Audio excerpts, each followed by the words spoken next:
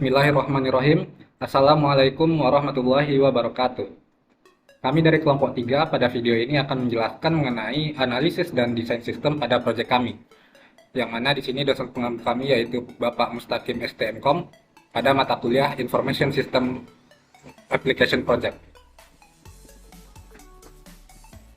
Di sini anggota kelompok kami yaitu yang pertama ada Dea Ananda, di mana di sini sebagai UI dan UX designer.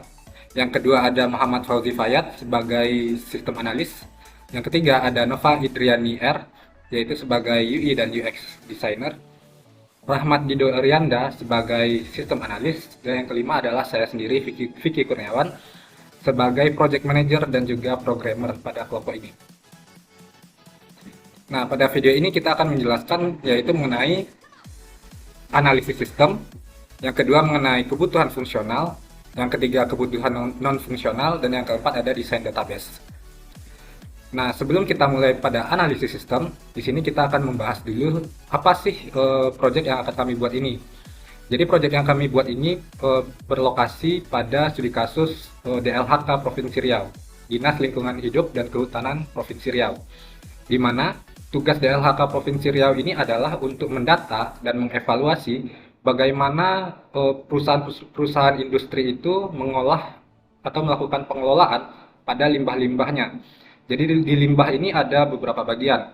Ada limbah cair, limbah B3, limbah udara, dan juga limbah udara emisi maupun limbah udara ambien. Di mana di situ perusahaan-perusahaan industri ini harus melapor kepada DLHK Provinsi Riau untuk dilakukan evaluasi. Nah, di sini kita akan membangun sistem manajemen laporan yang mana nanti kita bisa menyimpan data mengenai laporan-laporan tersebut, dan juga di sini kita akan membantu dalam mengevaluasi apakah laporan yang dikirim oleh perusahaan industri itu sudah sesuai dengan kriteria yang ada pada peraturan pemerintah tentang pengolahan limbah atau tidak. Jadi manfaat pada sistem ini, keuntungannya adalah yang pertama, kita bisa membantu dalam meminimalisirkan pekerjaan yang ada pada DLHK Provinsi Riau. Yang kedua, di sini kita bisa membantu dalam proses analisisnya, sehingga penggunaan waktu dalam analisis semakin berkurang. Nah, untuk kekurangannya, di sini sistem ini hanya dibangun bersifat internal, sehingga hanya DLHK Provinsi Riau, pegawai-pegawainya yang hanya bisa mengakses sistem ini nanti, yang akan dihubungkan dengan jaringan LAN WiFi pada DLHK Provinsi Riau. Baiklah, untuk selanjutnya kita akan beralih kepada analisis sistem. Selanjutnya, saya akan menjelaskan tentang analisis sistem. Analisis sistem di sini terbagi menjadi dua. Yang pertama, analisis sistem berjalan dan analisis sistem usulan. Kita akan membahas analisis sistem berjalan terlebih dahulu.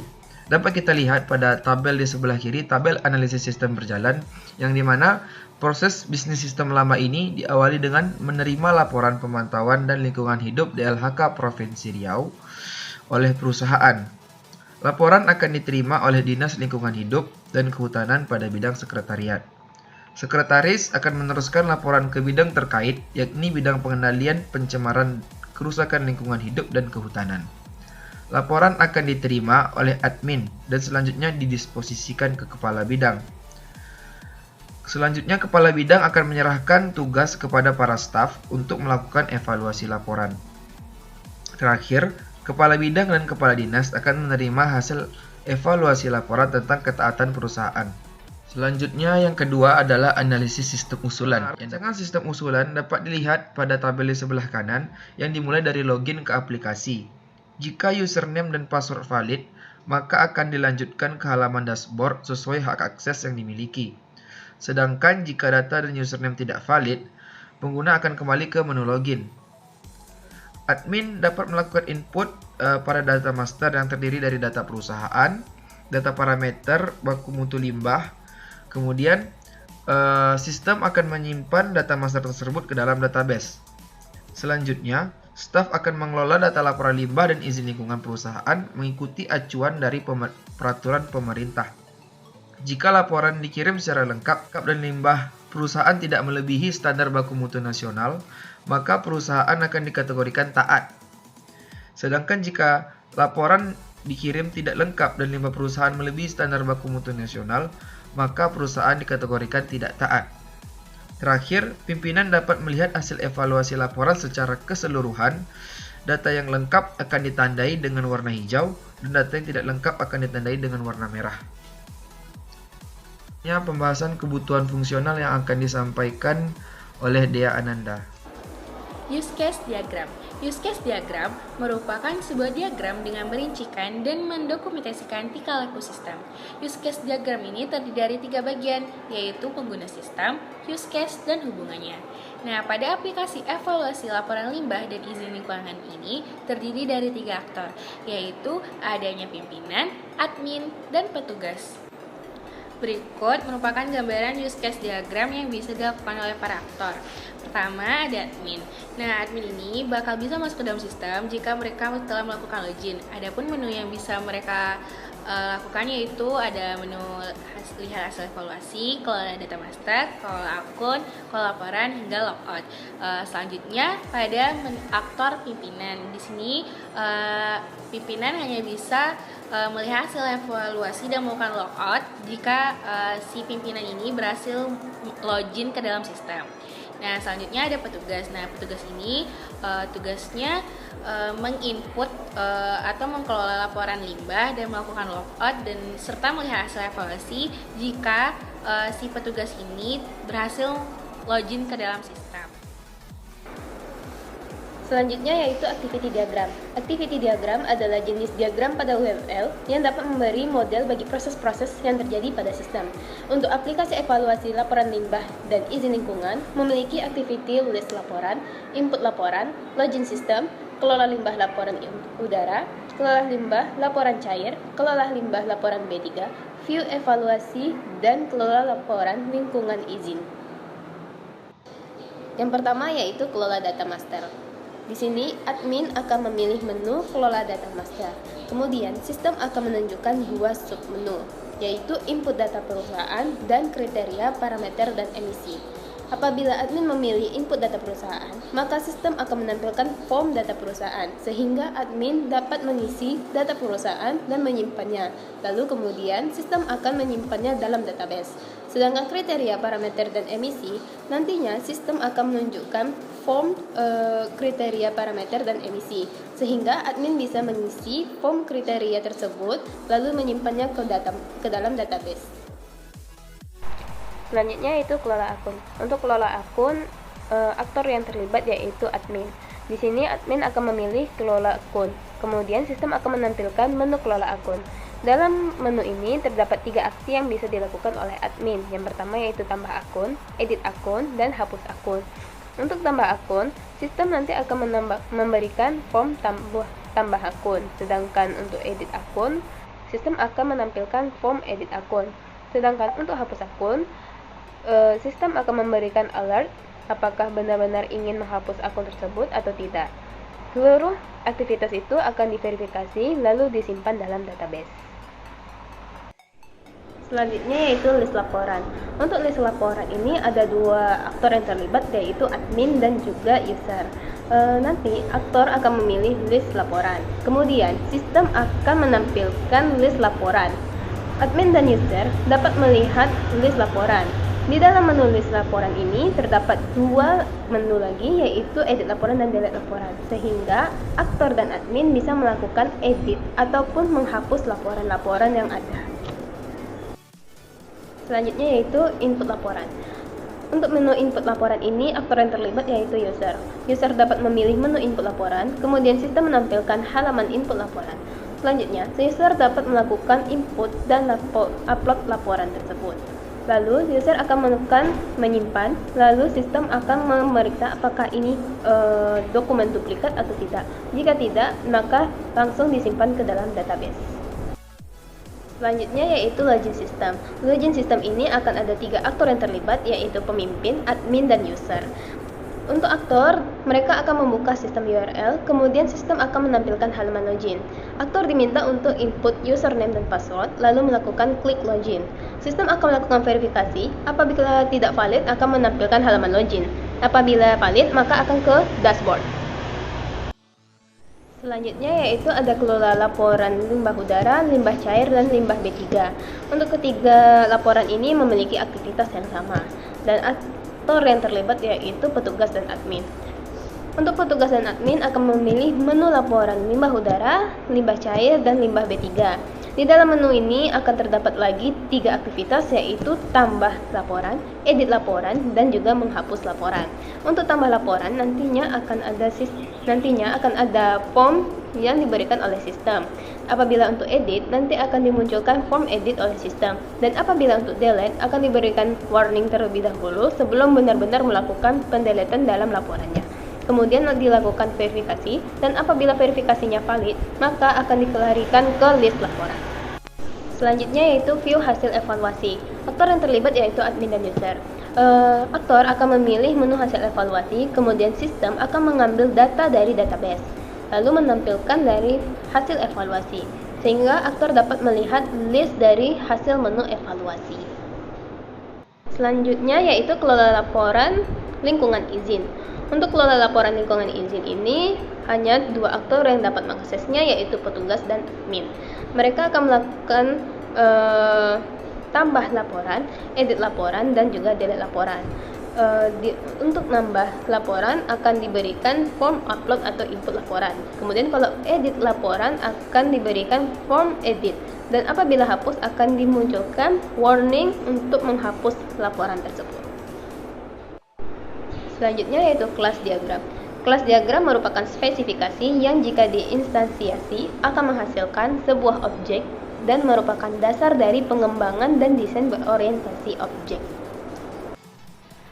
Untuk sistem ini terdapat 11 kelas diagram, yaitu perusahaan, laporan limbah B3, user access, laporan izin lingkungan, laporan limbah cair, kriteria cair, subkriteria cair, laporan limbah udara, kriteria emisi, dan kriteria ambien. Setiap kelas ini memiliki hubungan atau relasi. Contohnya seperti user memiliki relasi terhadap user access, laporan limbah cair memiliki relasi terhadap kriteria cair, memiliki relasi lagi ke subkriteria cair. Lalu laporan limbah udara memiliki relasi ke kriteria emisi dan kriteria ambien.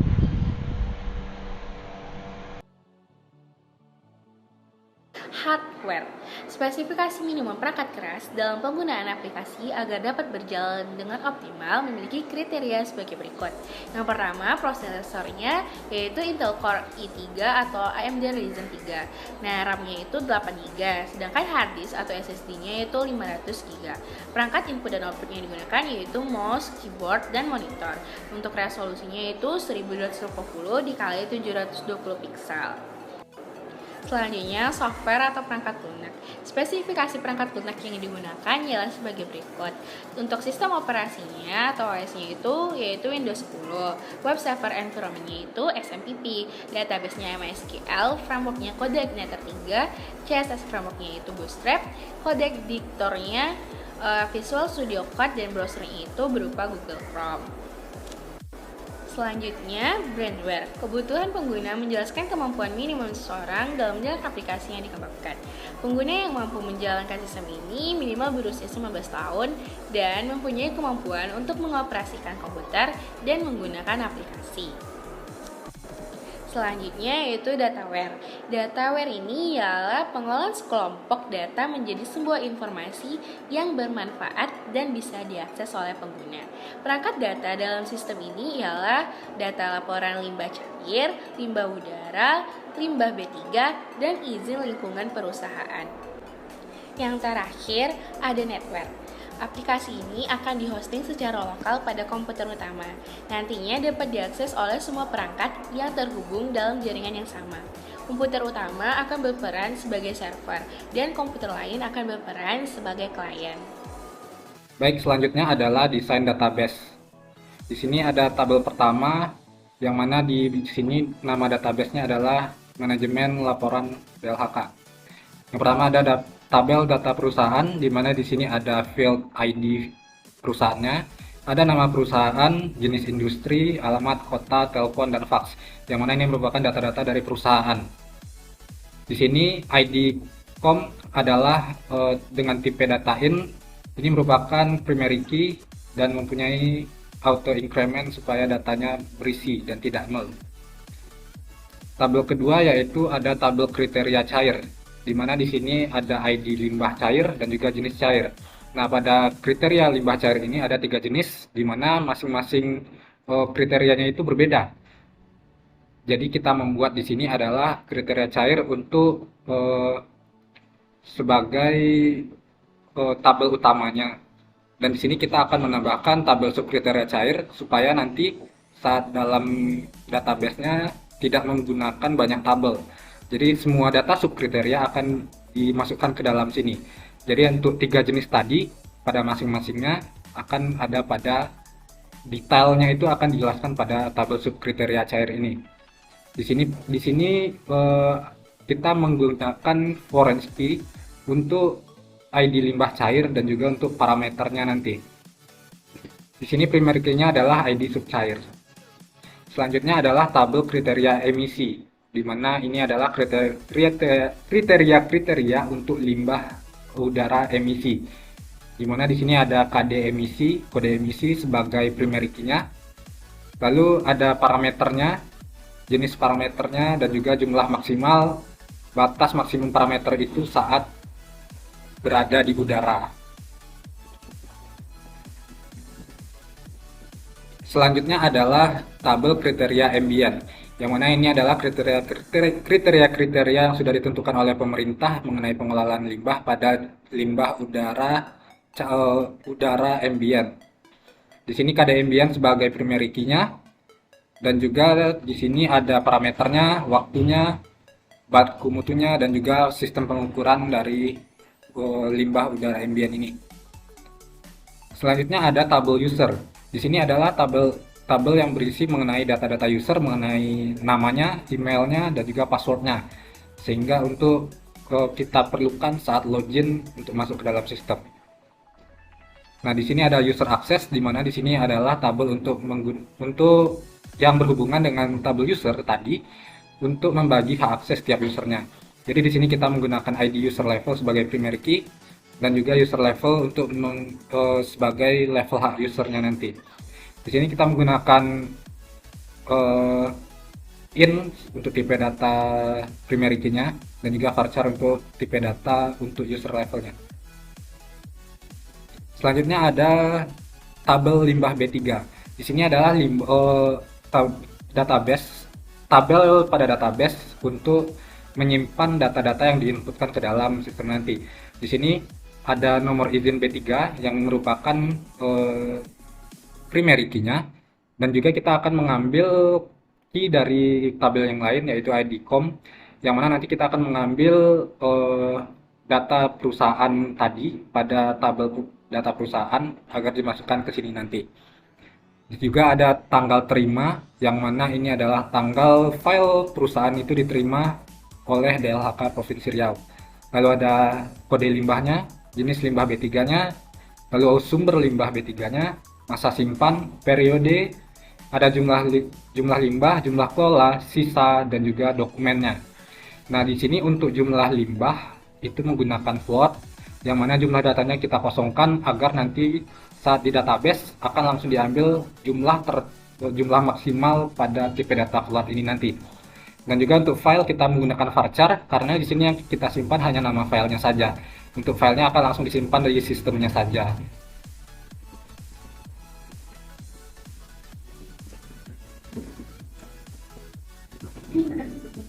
Selanjutnya ada limbah cair. Di sini ada nomor izin limbah cairnya sebagai primary key, lalu ada tanggal terima, ID limbah cairnya, hasil uji, dokumennya, dan juga statusnya. Jadi di limbah cair ini nanti ada statusnya apakah si limbah yang telah diolah oleh perusahaan itu sudah terpenuhi atau memenuhi dari kriteria tadi atau tidak. Selanjutnya ada limbah udara, itu juga sama. Di sini ada nomor izin untuk limbah udaranya, laporan limbah udaranya yaitu sebagai primary key. Ada tanggal terima laporannya, ada kode ambientnya, kode emisi yang kita ambil dari kriteria tadi. Lalu ada nilai ujinya untuk memasukkan nilai-nilai sesuai parameter yang telah diberikan pada kriteria. Lalu ada dokumen dengan varchar dan statusnya. Dan kemudian ada izin lingkungan. Tabel ini berisi ada nomor izin lingkungannya, nomor dokumennya sebagai primary key. Lalu kita akan mengambil data dari tabel perusahaan, tabel data perusahaan. Jadi kita menggunakan foreign key pada ID COM-nya. Lalu ada tanggal terimanya, lalu ada penyimpanan dokumen. Lalu kita akan menggunakan mengambil data juga dari data cair dan data limbah udara. Baik, sekian dari presentasi mengenai tahap analisis dan desain pada kelompok 3 pada studi kasus DLHK Provinsi Riau. Baik, sekian dan terima kasih. Terlebih dan kurang kami mohon maaf. Wabillahi taufik wal hidayah. Assalamualaikum warahmatullahi wabarakatuh.